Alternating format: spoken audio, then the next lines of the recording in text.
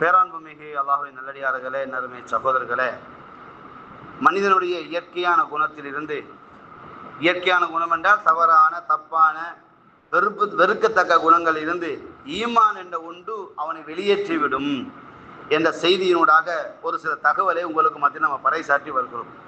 அன்பார்ந்த சகோதரர்களே, மனிதனுடைய இயற்கையான குணம் என்ன அப்படின்னு நீங்க பார்த்தீங்கன்னா, அது தாய்மார்கள்ட்டையும் இருக்கக்கூடிய ஒரு குணம்தான்.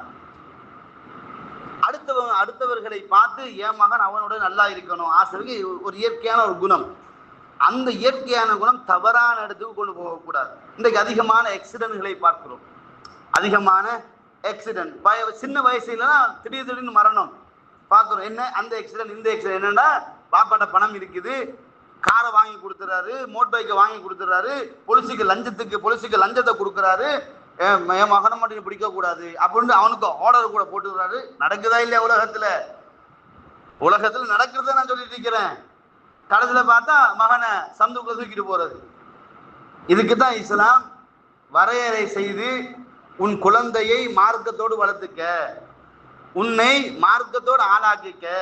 ஏனென்றா ரசூலுல்லாஹ் சொன்னாங்க, இன்னைக்கு நம்ம நிறைய பேர் பைக்ல போயிட்டு இருப்போம், டிராபிக்கால பிடிப்பா, ஹெல்மெட் இருக்காது, மாத்தையா மேகத்தியா காண்ட சொல்றமா இல்லையா? சொல்றமா இல்லைங்களா?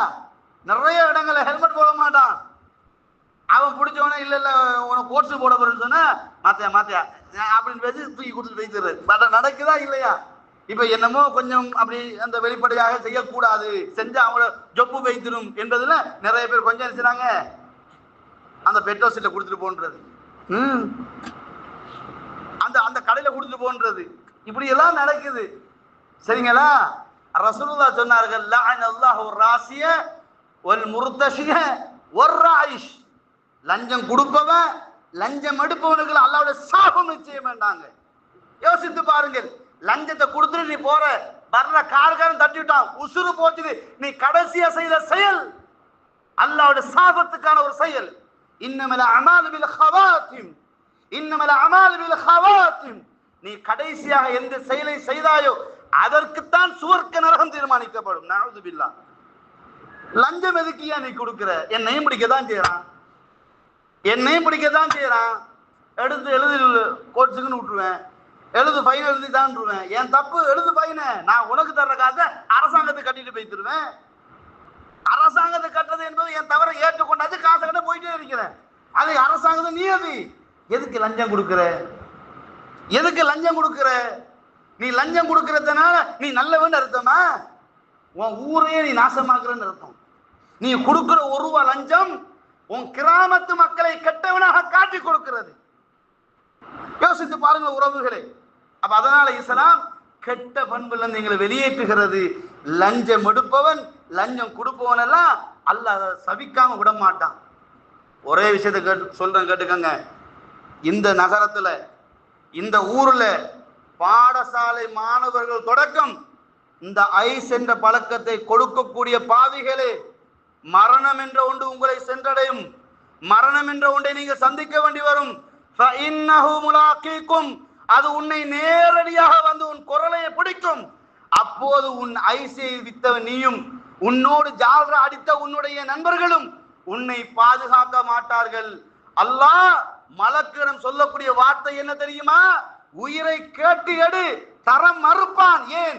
எத்தனை குடும்பங்களை நாசமாக்கியவன், எத்தனையோ வாலிபர்களை நாசமாக்கியவன், எத்தனையோ யுவதிகளை நாசமாக்கியவன், எத்தனையோ பாடசாலை மாணவ மாணவிகளை ஐஸ் கொடுத்து நாசமாக்கியவன். இவனை பிடி, அவன் கேள்வி கேளு, உயிரை கேள், தரம் மறுப்பான்.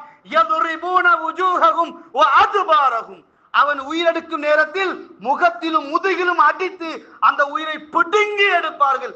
சமூக துரோகம் செய்பவர்களே, மார்க்கத்துக்கு துரோகம் செய்பவர்களே, சமூகத்துக்கு நலனை விடவும் கெடுதியை ஆதரிப்பவர்களே, அல்லாஹ்வை பயந்து கொள்ளுங்கள்.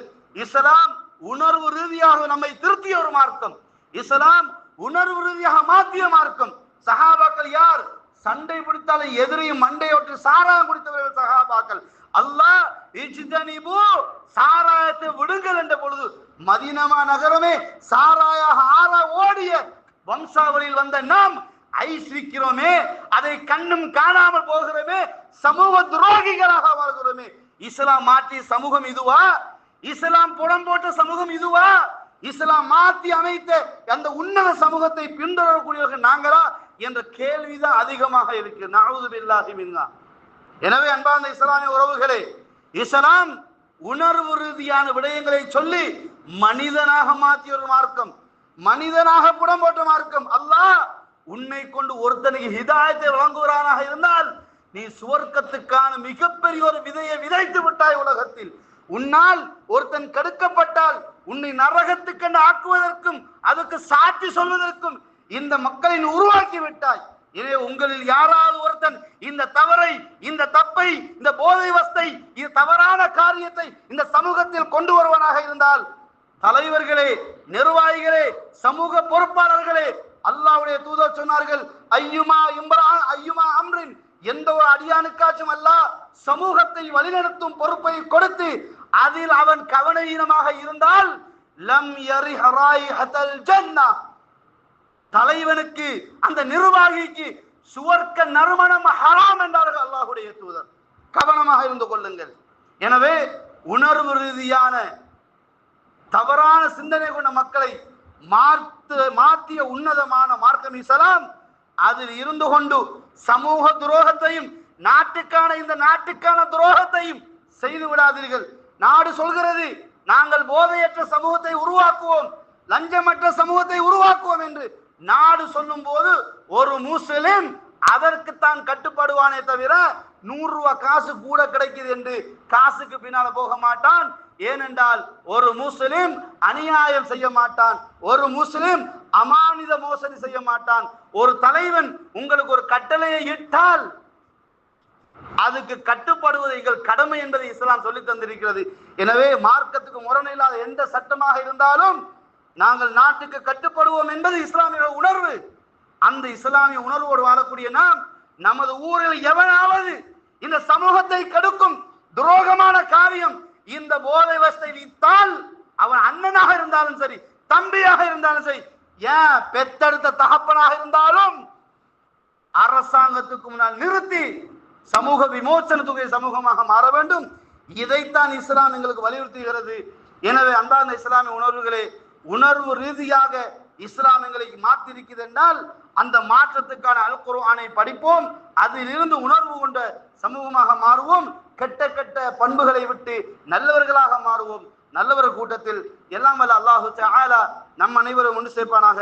ஹாதா இல்மி வல் இல்மு இன்தல்லாஹ் வஸ்தக்ஃபிரூஹு இன்னஹு ஹுவல் கஃபூருர் ரஹீம்.